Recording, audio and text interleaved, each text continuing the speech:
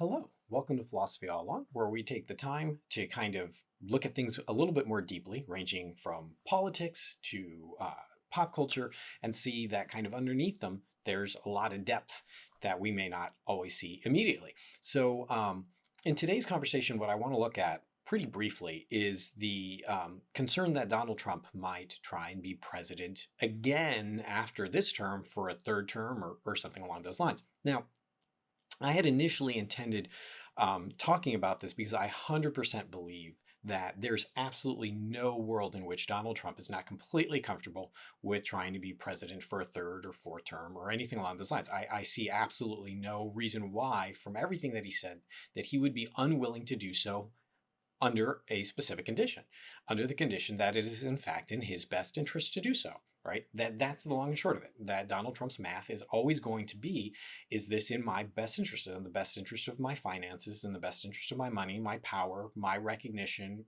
so on and so forth.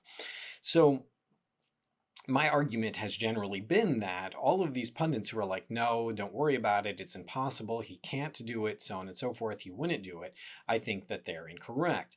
Now, the obvious reason why I am incorrect is that the 22nd Amendment to the Constitution strictly forbids someone from running for president after a second term, right? That you can't do it again. Doesn't matter if it's sequential, non-sequential, doesn't matter, right? You can't run again. Now, there is, I think, at least one caveat, however. Notice it says run for election, right? That the language is very, very, very clear. But there is this concern, like, what if the person doesn't run? What if they are somehow appointed or anointed or announced or some other way around this? Now, that all seems profoundly unlikely, right? There's other Republicans who want power, want him to move out of the way. They're like, it's my turn. Notably, J.D. Vance, kind of views himself as, I'm sure, being the inheritor of the Trump dynasty. And so they would insist on a primary, so on and so forth. Now, again, there's kind of ways around all of this, right? Donald Trump has complete and utter control of the Republican National Committee, which does things like runs primaries and so on and so forth. And so because it's his family that's in charge of that, he might literally say to them, don't allow a primary. Now, you might be like, Nick, this is utterly insane. Probably. But I want to suggest to you that the only thing that's actually maintaining things like the Constitution, amendments, and so on and so forth, which often can be interpreted and read in different ways, though this one is very, very, very clear, is the fact that people are willing to do so. Right, that people say, okay, well, that's the rule, and I'll continue to follow the rule. In other words, if Congress subpoenas someone and that person refuses to go, there's actually very, very little that Congress can do to try and force someone to do it. In other words, if the courts don't send police officers to go gather that person, it's not like 400 members of Congress are going to go down and grab them, right? So when politicians are subpoenaed by Congress, it's not uncommon for that politician to be like, no, I refuse, I'm just not going to do it. And then Congress is kind of like, okay, well, what do we do? And then they try and move through the courts. The Supreme Court, John Roberts, the Chief Justice of the Supreme Court, is clearly, and I think comically concerned given the choices that the Supreme Court has made to give presidents more power, has recently just come out saying, that he's a little concerned that people might decide to ignore rulings by the Supreme Court, which again, that bet has been laid by them, right? The Supreme Court made the president in effect a king, right? The president is basically completely and utterly above the law. And you might say, well, no, that's not true, right? The Supreme Court ruled that a president could be still held accountable for crimes as long as it wasn't part of their official duties.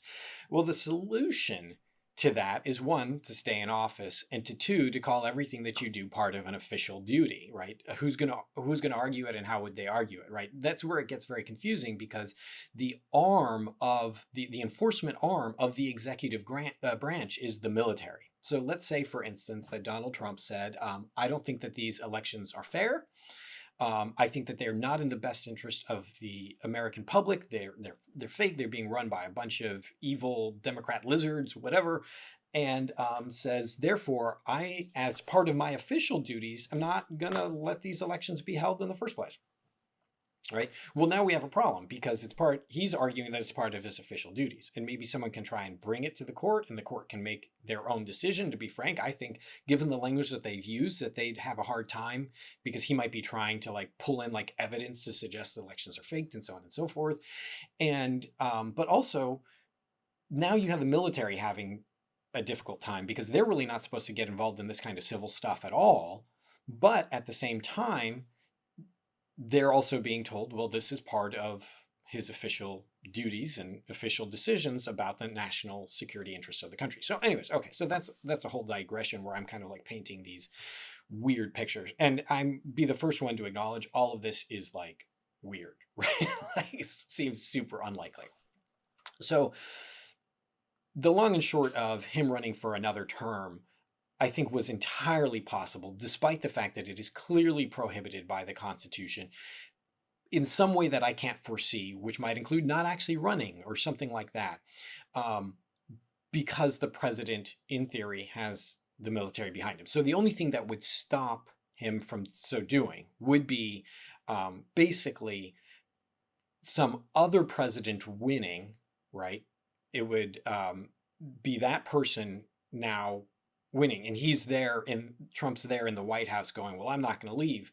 And the other president says to the military, you got to get this person out. And so they kind of go and move them out because from the military's perspective, okay, well, this is now right, the chief. And so I have to listen to this person. But if that doesn't happen, if they're not, for whatever reason, they don't, everything gets weird and wonky. So for those of you who are like, okay, don't get into people's heads about this kind of paranoia and conspiracy theory. Yeah, you're right? Like we have so many laws and norms, particularly our Constitution, that prohibit these things. Really what I want my point to be is that laws and norms are not physical things. It's kind of like you're in a relationship, say, you're married, dating, whatever. Say it's a long relationship, and one day, and most of you have probably been in this situation, right? Like one day you're just sitting there, they call you, they send you a text. I don't know. They walk in and they're like, "This isn't working. I'm done." And then your response might be like, "You can't be done," and they're like, "Yeah, I can." Right. And you realize that part of your defense for like the relationship not being over is, but you can't do this to me. But they entirely can. Like there's the only thing that was preventing the end of the relationship were the rules and norms of that relationship. But when they decide to play outside of the rules and norms of that relationship, so you might feel it's unfair. It's like playing a different game. You're playing Monopoly and the person's like, you know what, I don't want to play Monopoly anymore. What do you do? Well, but the rules of Monopoly say you have to, I rolled the dice, you have to give me money. And they say, I don't want to. Right? It's only kind of our community agreement about the rules that actually makes the rules enforceable, right? They're basically self-enforced, right? We have all these conservatives running around all the time going, like the government's forcing you to follow rules that you don't want. No, we make the rules. We're the ones creating the rules. We're the ones enforcing the rules. That's one of the terrifying things about places like Russia and North Korea. Like those people are being horribly oppressed by their government. And yet at the same time, they're also some of the people who will promote it. Like if you often talk with people from China, they're going to advocate for their governmental system. It's very scary. It's kind of like in the United States when women weren't allowed to vote. A lot of the people who were against women voting were women, right? It gets scary like that. Like that we help maintain the rules that oppress us and people like us and people in our communities down. So anyways, the point being is you might be like in your relationship going, that's impossible. You can't do it. It's not right. And they go, but it's nevertheless is the case. And so the thing that prevents someone from turning the country into a dictatorship, so on and so forth, is really kind of our agreement to maintain those norms and those rules, but also the person who's in charge doing that. That's one of the things that has made the country really very impressive, is that for all of the presidents that you might look back and be like, loser, didn't like them, whatever else, there's been this strong kind of consensus down the line, barring maybe like FDR, right? Where that person has said, I'm going to leave after 2 terms.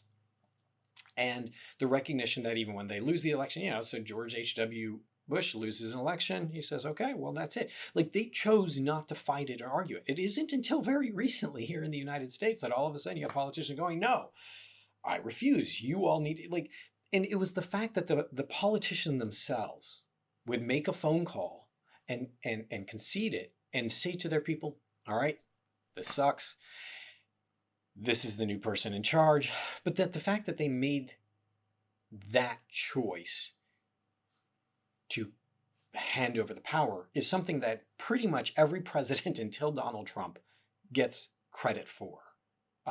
Unless they like died in office, but like all the ones who lost or all the ones who termed out, right? Okay. So why do I think now it is much, much, much, much, much less likely that Donald Trump will try to be president after this term? Okay.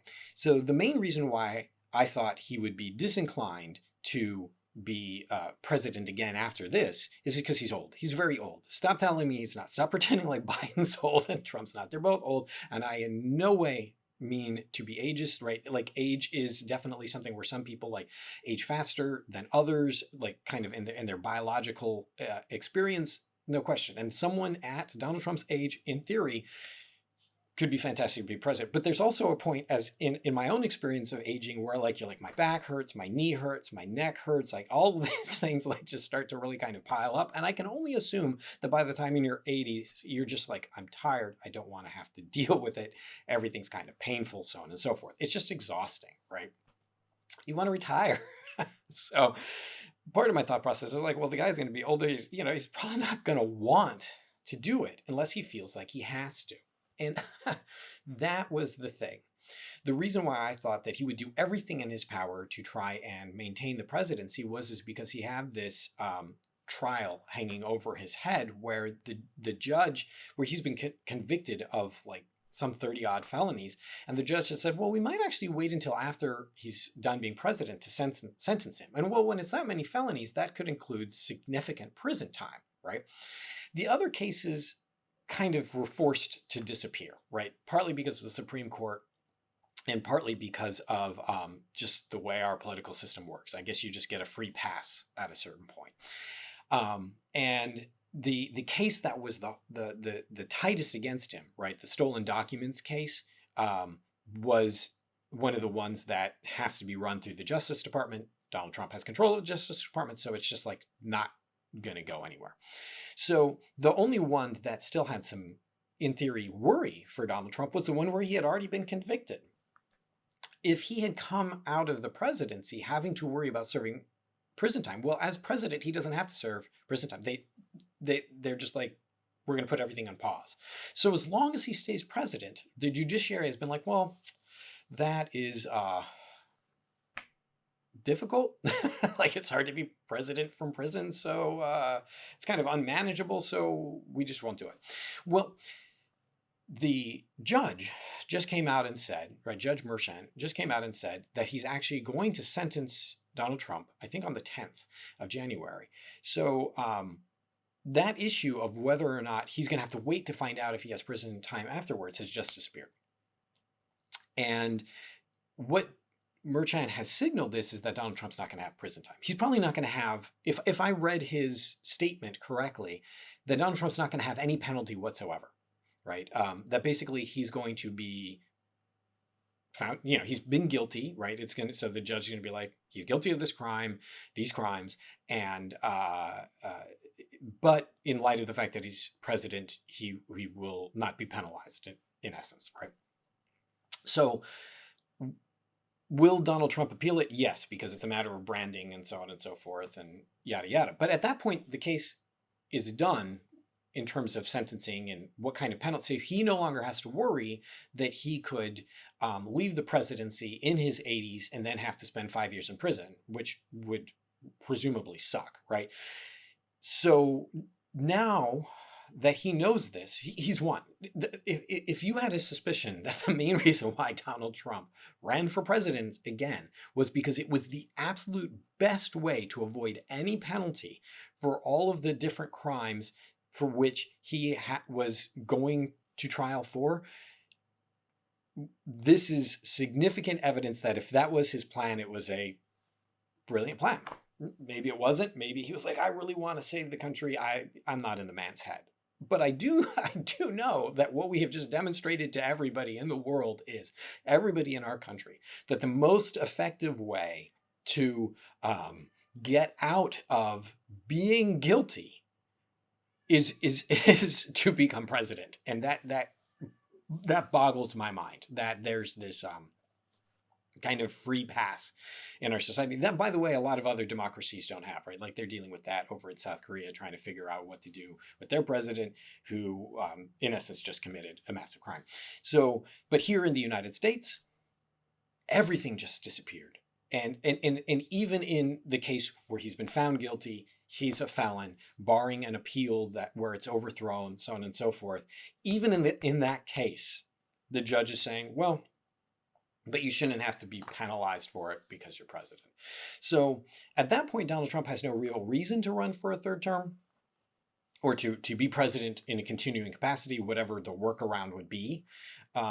So we don't have to worry about the kind of same constitutional crisis, which I think is a good thing, right? That what happens when someone really pushes against the guardrails? Because like I said before, the number one thing that was maintaining the system wasn't the rules. It was people choosing to follow those rules. It's kind of like what happens when the person comes in and breaks up with you. You also acknowledge that breakup. What happens if instead you don't? You're like, no, we're still together. Well, now all of a sudden you have a stalker, right? And everything becomes like really weird and problematic. So for our country, most of the time we haven't had that. We've had people who are like, okay, yeah, that's the rule. I'll follow the rule. So on and so forth. So what happens now? Well, what the Republican Party will do is they will view Donald Trump as a vessel by means to consolidate as much power as possible. They have played that bet and they have won. So to be very brief, I realize it's a longer video, so my apologies and my appreciation if you're still here. The long and short of it is people like Mitch McConnell and other leaders in the Republican Party who have said, and this doesn't have to be, well, this is fake recording or whatever. Like literally, you can just see him in Congress saying things. The same thing with like people like Lindsey Graham, where they're like, I'm done with the Trump train. This guy's a problem. This guy did this guy did that. That all of these leaders in the Republican Party would continue to back Trump in the hopes that he would eventually disappear, but he will have consolidated all this power together for them and for the party. Now, I'll be super honest. They have no idea what to do with it. There isn't a plan. The Republicans are not sitting there going, and you know what we're going to do? We are then, Cat's throwing things, telling me that I should wrap this up. They're not sitting there thinking, you know what we're going to do is we're going to help the poor and we're going to cure cancer. That machine intelligence is a huge concern and we or the United States are going to become the leader in it. They don't have that. Right? There isn't a mission other than the consolidation of power and using fear-triggering languages like, well, immigrants or whoever, trans people, whoever it is, you should be terrified of. There isn't anything other than fear-triggering language. They don't have a plan for what as a party they want to do. Their goal is always to consolidate as much power to themselves for the same reason that anybody consolidates as much power to themselves, to consolidate more power. It's the same reason why you consolidate wealth. Like you think to yourself, why does someone literally they have $1 billion, which is more money than I will ever have in my lifetime, period, right? Like I will not make $1 billion in my lifetime, right? Far from it. Why would someone who have $1 billion try and get another $1 billion? It becomes for the purpose of doing that. You consolidate it so you just have more power. And so that's where they are right now. That really the goal is going to become, now that Donald Trump is kind of a non-issue, right? He's term limited. He's probably going to step down. He has no consequences. He's going to be the vehicle for the Republican Party to go, okay, how do we make sure that no one opposing our party ever gets elected again, right? That becomes a goal. Like, how do we pack the Supreme Court? How do we gerrymander districts? How do we pass laws to make sure that all power in fighting is only amongst ourselves, that it can never be distributed again? Mark my words, watch for it, because that's the direction that we're headed. Okay, so if you made it to the end, thank you so much for your time. If you disagree, by all means, throw it in the comments, point out where I'm wrong. I love it. because it's important that I correct myself. And in addition to that, please like, please subscribe. If you thought that anything that I was saying here was of value and importance, please share it with other people. I really appreciate it. Have a great day.